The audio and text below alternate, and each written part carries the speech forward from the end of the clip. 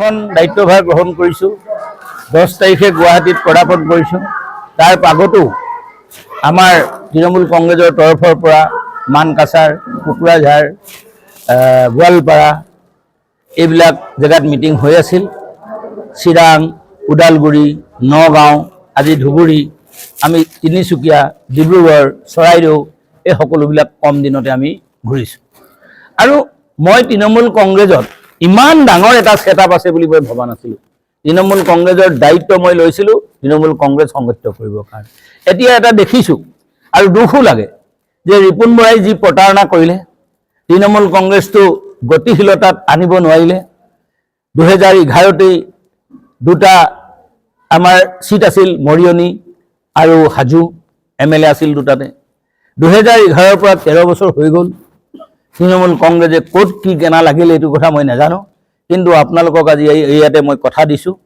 ইয়াতে মোৰ সহকৰ্মী কম, সহনেতা কম, দুলু আহমেদ ডাঙৰীয়া আছে, তৰিৎ চেটাৰ্জী আছে, NI চৌধুৰী আছে, এই সকলোবিলাকক মিলি মই আজি কথা দি গৈছোঁ আপোনালোকৰ সংবাদ মাধ্যমত, উজনি নামনি বৰাক সকলোতে আমি চিট ল'ম আৰু আমাৰ সমৰ্থন অবিহনে অসমত এইবাৰ চৰকাৰ নহ'ব।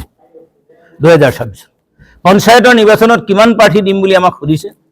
পঞ্চায়ত নিৰ্বাচন যিহেতু 10-11 তাৰিখে অধিসূচনা জাৰি হ'ব বুলি শুনি আমি 11 তাৰিখৰ ভিতৰত জিলা সমিতিসকলক নিৰ্দেশ দিছিলোঁ নাম প্ৰেৰণৰ কাৰণে, কিন্তু যিহেতু পঞ্চায়তৰ বিলম্বতাৰ কাৰণে আৰু বিহু আহি পোৱাৰ কাৰণে আমাৰ জিলা সমিতিবিলাকে নাম প্ৰেৰণ কৰা নাই। আপোনালোকক আকৌ কেতিয়াবা লগ পাম, সেইদিনাখন আমাৰ জিলা সমিতিসমূহে যেতিয়া নাম কৰিব কিমানজন প্ৰাৰ্থী আমি দিম। কিন্তু এই কথা কৈছোঁ, তিনিচুকীয়াৰ পৰা ধুবুৰীলৈকে, লখিমপুৰৰ পৰা বৰাকলৈকে সকলোতে আমি প্ৰাৰ্থী দিম, প্ৰাৰ্থী আগবাঢ়িলেই হ'ল। কিন্তু এই কথাও আমি কৈছোঁ BTAD এৰিয়াত আমি বৰ ভাল ৰেছপন্স পাইছোঁ, ভাল লাগিছে। আজি প্ৰাক্তন BPF নেতা প্ৰবীণ বড়ো আমাৰ লগতো যোগাযোগত আছিল, কংগ্ৰেছলৈ আহিছিল কিন্তু BPFলৈকে পুনৰ ঘূৰি গ'ল। কংগ্ৰেছে যে ঢোল এটা পিটি থাকে যে 2026ত তেওঁলোকৰ চৰকাৰ হ'ব। আজি ভাৰতবৰ্ষৰ কোন জেগাত কংগ্ৰেছৰ স্থিতি শক্তিশালী আপুনি মোক কওক। আমি কংগ্ৰেছ আমাৰ মুখ্য শত্ৰু নহয়, আমাৰ মুখ্য শত্ৰু হ'ল BJP। কিন্তু কংগ্ৰেছে এটা প্ৰতাৰণাৰ সৃষ্টি কৰি থাকে, কংগ্ৰেছে এটা এনেকুৱা এটা অৱস্থাৰ সৃষ্টি কৰি থাকে যে কংগ্ৰেছৰ চৰকাৰ হ'ব, কংগ্ৰেছৰ চৰকাৰ। ভূপেন বৰা, মোৰ নাম ব্যক্তি হিচাপে কথা নাই যিহেতু তেখেত সভাপতি আছে। ভূপেন বৰাই 2021 চনৰ 4 আগষ্টত দায়িত্বভাৰ লৈছিল। কোনটো ইলেকশ্যনত আজি তাৰিখলৈকে নিৰ্বাচনত জয়লাভ কৰিছে? কোনটো? বিজেপি প্ৰকাৰান্তৰে সুবিধা কৰি আছে। মই আকৌ কৈছোঁ, আজি ৰকিবুল হুছেইন ডাঙৰীয়াই কৈছে যে মই এই সংবাদ মাধ্যমৰ আগত কৈছোঁ, তেওঁ অসম নহয়, ভাৰত নহয়, পৃথিৱীৰ ভিতৰতে জিকিছে। কিন্তু ময়ো তেখেতক মনত পেলাই দিছোঁ যে পৃথিৱী বিখ্যাত এশিঙীয়া গড়ত আপোনাৰ এই খ্যাতিৰ লগত এই নামটো সোমাই আছে। মই কৈছোঁ যে কংগ্ৰেছ আৰু বিজেপিৰ নেতাৰ মিলামেচা আছে। হিমন্ত বিশ্ব শৰ্মা ডাঙৰীয়াই যোৱা লোকসভাৰ নেচনত প্ৰত্যক্ষভাৱে ৰকিবুল হুছেইন ডাঙৰীয়াক গড় হত্যাকাৰী বুলি কৈছিল, গড় হত্যাকাৰী বুলি কৈছিল। কিন্তু যদি গড় হত্যাকাৰীৰ নামত হিমন্ত বিশ্ব শৰ্মা ডাঙৰীয়াৰ নেতৃত্বত কিবা ক'ৰবাত কেছ আছে নেকি? নাই। তো ইয়াতকৈ মিলা জুলাৰ উৎকৃষ্ট উদাহৰণ কিয় লাগে? আইনৰ পৰাটো উদ্ধত নহয় ৰকিবুল হুছেইন। পৃথিৱী বিখ্যাত তেখেতে বুলি ক'লে জয়লাভ। সেই পৃথিৱী বিখ্যাত জয়লাভৰ আমাৰ যিটো কয় বিয়া হোৱাৰ পিছত মাহ হালধি গুণ যোৱাই নাই, ঠিক তেনেকুৱাকৈ বাই ইলেকশ্যনত পুত্ৰক বহুত ভোটত পৰাজয় কৰিলে, বহুত ভোটত পৰাজিত হ'ল।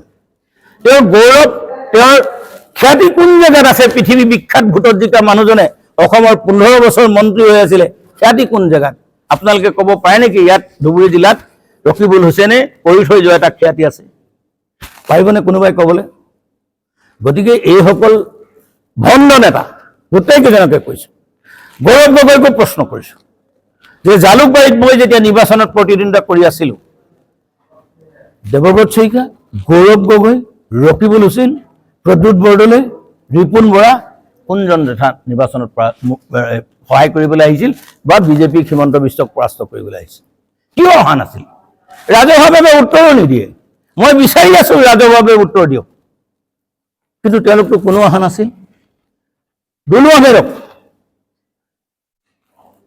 এজন অসমীয়া মুছলমান, এই ফালৰ পৰা নামনিৰ ফালৰ পৰা নিশ্চিতভাৱে MLA হ'ব পাৰিলেহেঁতেন 2016 কিন্তু বঞ্চিত কৰা মানুহকেইজনো সেইজনে শেষত তেখেতক দলটোৰ পৰাকে ওলাই আহিবলৈ বাধ্য কৰালে আজি যেনেকৈ মমতা বেনাৰ্জী এসময়ত কংগ্ৰেছৰ পৰা ওলাই আহিছিল সুস্মিতা দেৱ ডাঙৰীয়ানী ওলাই আহিছে ময়ো ওলাই আহিছোঁ দুলু আহমেদো ওলাই আহিছে মোৰ কিন্তু তেওঁলোকৰ লগত খুব নাই মোৰ কিন্তু প্ৰত্যাহ্বান মই কৈছোঁ যে মই ভাৰত জোড়ো যাত্ৰা এই ধুবুৰীৰ পৰা মোৰ নেতৃত্বত গোলোকগঞ্জৰ পৰা ৰামৰায়কুটি আশ্ৰমৰ কাষতে হৈছে মই কৰিছোঁ আজি আমি আজান ফকীৰ শংকৰদেৱ চুকাফা সকলোৰে আদৰ্শত আমি চলিব খোজোঁ মই কৈছোঁ এইসকল মহান মনীষী আনন্দৰাম বৰুৱা ভূপেন হাজৰিকা ৰসৰাজ লক্ষ্মীনাথ বৰুৱা আমি সকলোকে লৈ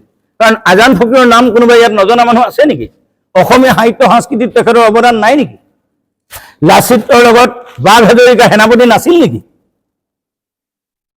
আজি কোনোবাই ছিদ্দিকী আহমেদ বুলি জানে কিন্তু এই সকলোবিলাক বুৰঞ্জী উল্টা পুল্টা কৰি সমাজ ছিন্ন ভিন্ন কৰি বিজেপিয়ে থানবান কৰিব খুজিছে কংগ্ৰেছ দলৰ সাম্প্ৰদায়িকতাৰ দলে উদাহৰণ দিছে কংগ্ৰেছ দলত এই বেপাৰ চলে এই বেপাৰ আৰু আমি তৃণমূল কংগ্ৰেছে এই কথা আপোনালোকক কৈছোঁ যে আমি মমতা বেনাৰ্জীয়ে যি সুন্দৰ নেতৃত্ব চলাইছে অভিষেক বেনাৰ্জীয়ে আমাক দায়িত্ব দিছে আৰু আমি অসমৰ সকলো প্ৰান্ততে অৰ্থাৎ 126ত যদি প্ৰাৰ্থী ওলায় আমি 126তো প্ৰাৰ্থী দিবলৈ প্ৰস্তুত আছোঁ আৰু তাৰ কাৰণে আমি অবিৰাম সাংগঠনিক প্ৰচেষ্টা আগবঢ়াই আছোঁ